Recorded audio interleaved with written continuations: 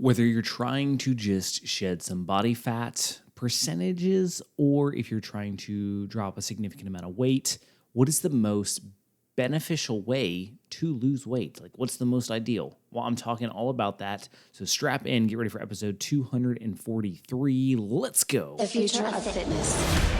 How do you gain muscle mass? Fitness is not complicated. It's simple when you break it down.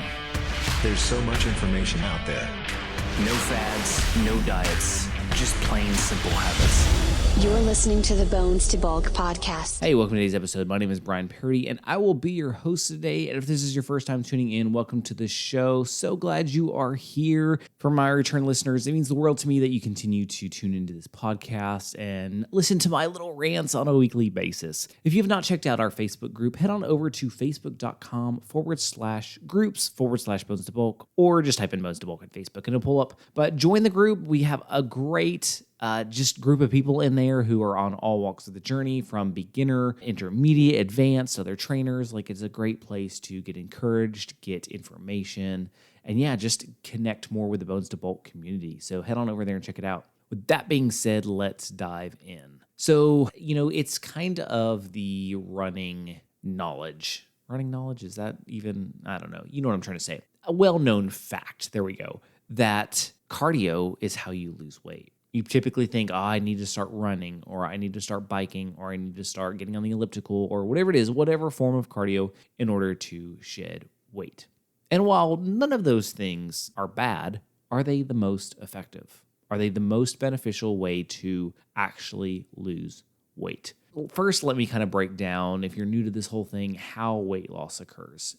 Every day, we all burn a certain amount of calories a day. Now, that's going to vary from person to person. It's going to depend on your height, your weight, your age, your metabolism. Like, there's a lot of things that affect how many calories your body uses in a day, just on a normal day-to-day basis. But for this argument's sake, let's say it's 2,000. So basically, if you eat 2,000 calories a day and your maintenance level is 2,000, you will stay exactly the same as you are, and you will literally just maintain your current state. Now, the way we gain weight is when we go over this base rate. So let's say, for example, I eat 2,500 calories a day where my maintenance level is only 2,000. What that means is I'm going to eat an extra 500 calories each day, and over the course of 7 days, that comes out to 3,500 calories, which is equivalent to 1 pound, okay?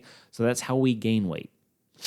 Now, the reverse is true. So let's say I want to lose weight. I need to be consuming only 1,500 calories a day, so I'm in a 500 calorie deficit. So my maintenance level is 2,000. I'm only eating 1,500 a day, which means over the course of a week, with eating 500 less a day than my maintenance level, I'm going to lose 1 pound a week. Now, there's a lot of other factors in this. For example, let's say I get some weight training in addition to eating in a 500 calorie deficit. Chances are I'm probably going to lose slightly more than a pound in that week because I'm burning extra calories in my workout. Same is true with cardio. Any cardio I do, if I'm already eating in a deficit of 500 calories, so I'm eating 1,500 a day, and I do cardio on top of that, guess what? My calories that I'm burning are even higher, so that deficit is even more. So maybe you burn 2,000 calories a day. Well, maybe if you throw in a run, you burn 2,350.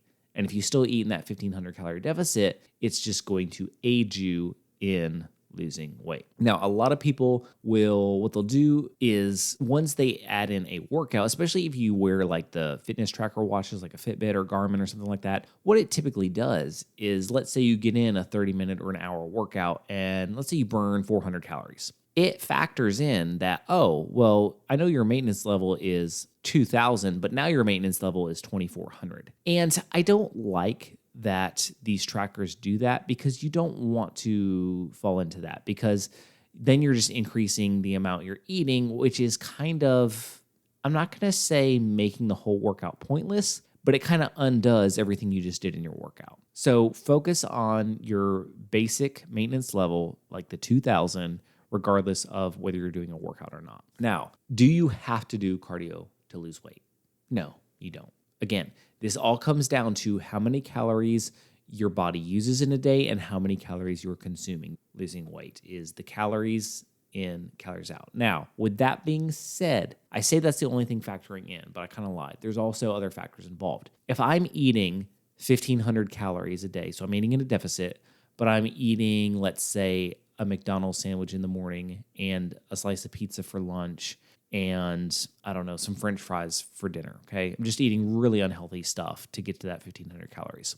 I may lose weight, but my body is not going to be able to use that food for many positive things. Like if I'm weight training, I'm not going to be able to build muscle off that. And so I may lose some weight, but my body is probably not going to get in the shape that I'm wanting it to get in because I'm not feeding the muscles. I'm not feeding my body what it needs. I ran into this when I was trying to gain weight. I was eating in an excess of calories to put on size, but I was eating pure junk food and I wasn't changing my size. And the reason for that is, in theory, I was getting enough calories, but my body wasn't able to do anything with those calories to convert it into muscle or to help muscle growth. So while cardio is not required, I'm not going to say it's not beneficial because it absolutely is. And that doesn't have to look like going running because I know that I don't like running and I'm not going to make somebody else run. But this could be biking or swimming or getting on an elliptical, could be rowing. Like there's a lot of different forms of cardio other than running. So don't feel like you have to just set out to run if you're trying to lose weight. It's not true at all. Focus on your food first and foremost. If you've never tracked your calories, download a free app like MyFitnessPal or Fitbit. Samsung phones come with one built in. It's Samsung Health. I believe Apple has one as well. I'm not an Apple user, so I'm not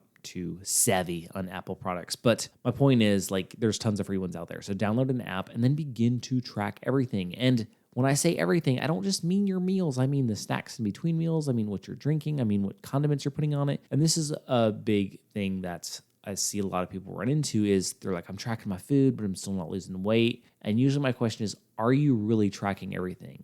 Did you eyeball what you ate and said, oh, that looks like about a half a pound or that looks like a half a cup? Did you actually measure it out? Did you actually measure the barbecue sauce you dipped that chicken in that you counted? Did you account for the ranch dressing you put on that salad or the sunflower seeds that you thought, you just sprinkled some on, but was actually a quarter of a cup and is several hundred calories that you put on top of your salad? Like the little things are what really gets you when it comes to your calories.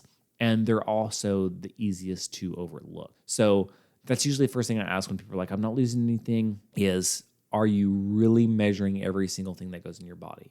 And if not, no worries. Like, I get it. Like, it takes time to develop this skill of tracking everything. It's a skill like anything else, and you have to get used to it. The second thing, if someone's not seeing their weight go down and they're consistently weightlifting and they are tracking everything they eat and they're eating in a deficit, they know they're eating in a deficit, my next thing is, well, first, how long has it been?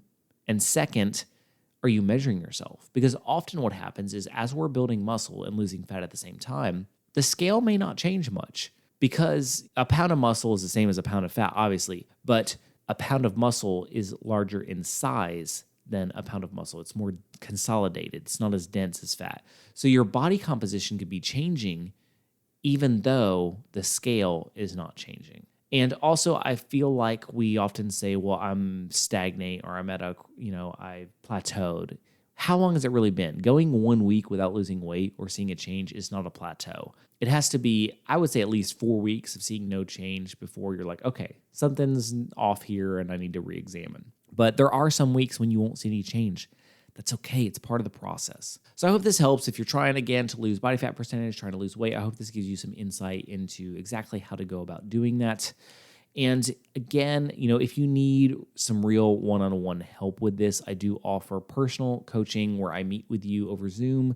Once a week, I develop a custom workout plan, custom meal plan for you and your lifestyle. And it's no complicated, crazy crash fad diets. It's how to really learn how to eat healthy for life. So if you're interested in that, it's bonestobulk.com/coaching, and I'll have that linked in the show notes. With that being said, remember, no matter what you're going through, what things you're facing, you can accomplish any goal that you set your mind to. You've got this.